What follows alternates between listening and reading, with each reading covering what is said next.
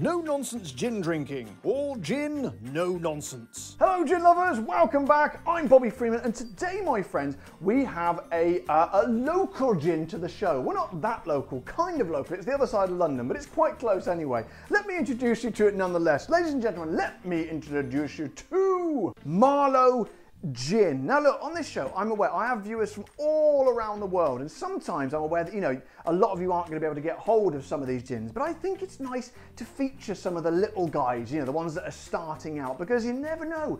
These little guys that are sort of little tiny sort of distilleries, just distilling local, distilling,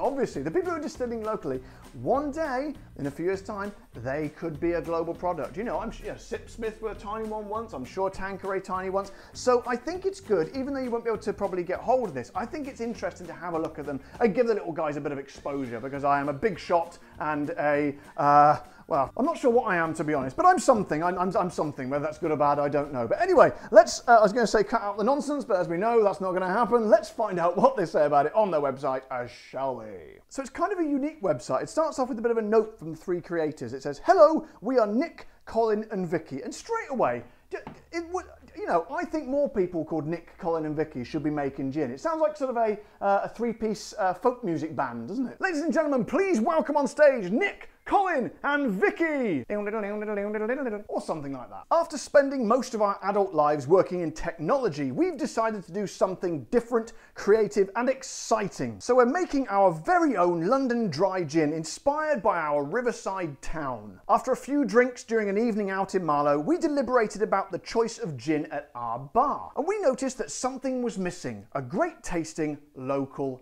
gin. We source our juniper carefully to give our spirit a fantastic taste with strong notes of pine. Then we add tons of citrus from the best quality lemongrass and fresh lime with licorice to give a more viscous texture. That night the deal was done and we agreed to invest our spare time in developing our very own local gin with the flavours that we love. Which all sounds very good to me. I don't know if you've ever been to Marlow. It's a very, very beautiful place out to the sort of west of London. It's very, very posh as well. In fact, if you come from southeast London like I do, they won't actually let you in. Just to clarify, that is a joke. I'm sure Marlow is accepting everybody. Anyway, let's crack on with it, my friends. Get the old top open and see what she's like, shall we? So I'm going to wrestle with this thing on here. It's, oh god damn it, I usually cut this bit out, but I've decided to go for it today. Oh no, I've managed it. Oh, there we go. Actually, it came off quite easily. And I can see it does have a cork, so we know what that means. It is the cork test. The cork test. So do we have a squeak?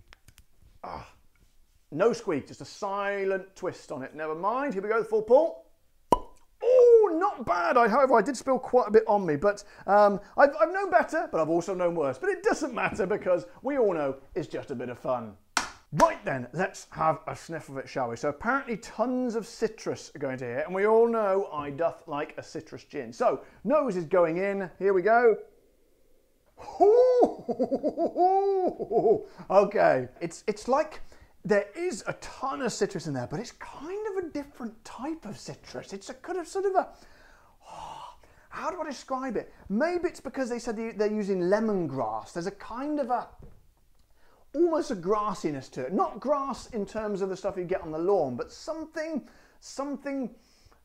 green and organic about it. It's just, but it's thick and like a big, concentrated conduit of aroma, just sort of wedging itself up my nose, but in a pleasant way, if you can imagine such a thing. So my friends, I cannot waste any more time, not 1 second longer, because this is going to be a fascinating one. Let's get the old tonic in there, shall we? About that much, I reckon. So here we go. Oh god, before I choke to death, my local gin, well, it's not my local gin, it's a local-ish gin to me. It's a local gin to London. It's certainly local if you live in Marlow, I guess. Get on with it, Freeman. Yes, Marlow Gin. I say to you, my friends, cheers. Going all the, it's taking a long journey today. I don't know why. Here we go.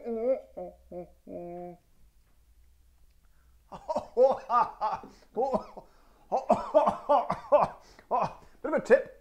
Never inhale your gin. Okay, I'm over it now, but good. Let me just try it again, hang on, because most of it went into my lungs. I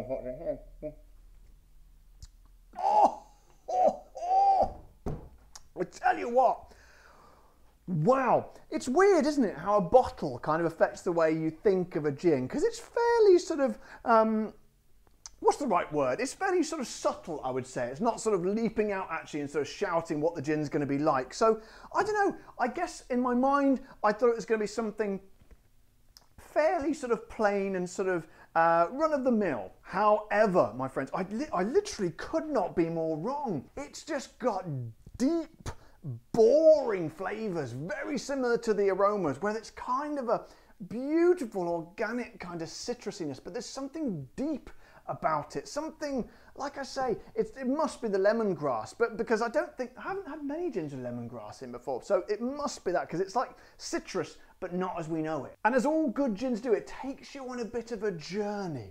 You get this sort of whopping great sort of, really sort of furiously burning sort of citrus on the way in, but in that slightly sort of grassy way. But not long after, it kind of swirls away, disappears, but leaves like remnants of kind of an earthiness to it. It's heavy flavours. It feels like you could just pick the flavours up and the aromas and they'd just be wallowing down like that, but kind of indulgent as well at the same time. It's just like, oh man, you feel a bit guilty. It's just like too much of a good thing. And what's the ABV? It's 43%. So again, kind of what we sort of usually expect, but to me, it kind of tastes a little bit stronger. It's extremely unique. I've never had anything like it, but you can clearly tell. I love when you read a little bit of the backstory about the people who made it. You can clearly, I can almost, as I sort of taste the flavours, I can almost sort of see, what were their names again? I want to say Rod, Jane and Freddie. That was the band on Rainbow, the kids' TV show in the UK. Nick, Colin and Vicky. I can almost see them just sort of huddled around a still on a cold winter's night, just trying a little bit of this and a bit of that and popping things in. I can see it in front of me. Oh, man alive.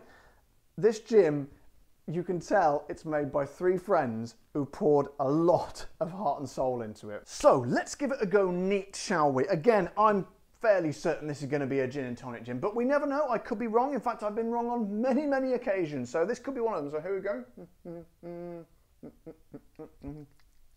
Holy, woohoo, wow. That earthiness that I talked about comes in abundance. It almost kind of like catches your breath as you take it in. Oh, and I tell you what it is, and I can now discern where the earthiness was coming from. It's extremely heavy in the juniper, and it's become very apparent when you have it neat. Blimey. And, you know, that can never be a bad thing for me with gin, because gin, you know, if it ain't juniper, it ain't gin. It reminds me slightly, in that sense, of one I've just put back here from the house. Brooklyn gin up there, a very, very heavy laden sort of wallowing sort of juniper sort of flavours, and it's very similar, but with, I'd say, but taking the citrus a little bit higher. So my friends, so as you know, for smaller distilleries, I don't mind paying up to about £40 for. So where do they come in, you know, because it is expensive to make gin, and when you're, you know, small distillery, there's lots of overheads and stuff, it can push the price up. However, I have good news for you gin lovers, because Marlow Gin is priced at a very friendly, not too bad, £37, which works out at about $52.43. As I say, it's probably not, almost certainly not available in America yet. Maybe Europe, I don't know, but look out for it, because when it comes your way, I think sort of, if you're a serious gin lover, you're going to want to get some of this on your shelf and in your mouth. So then guys, to sum up, I would actually say this is a real gin drinker's gin, purely because of the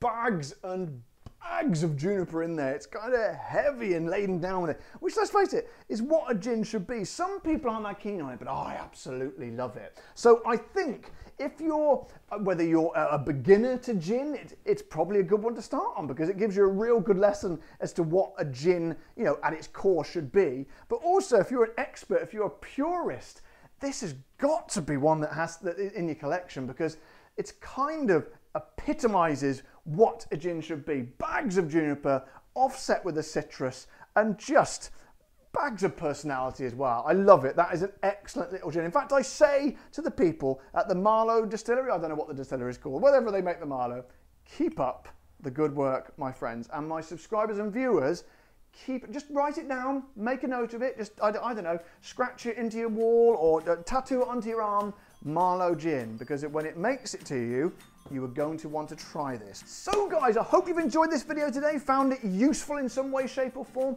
If you did, then don't forget to subscribe to my channel and hit the bell icon so you get notified when my new videos come out. And of course, press the like button on this video. And if you want to support the show, head over to the Patreon page or click the old join button below the video. But until next time, guys, you know the drill. Take care, stay safe. Thank you to all my patrons and members, and keep drinking the gin.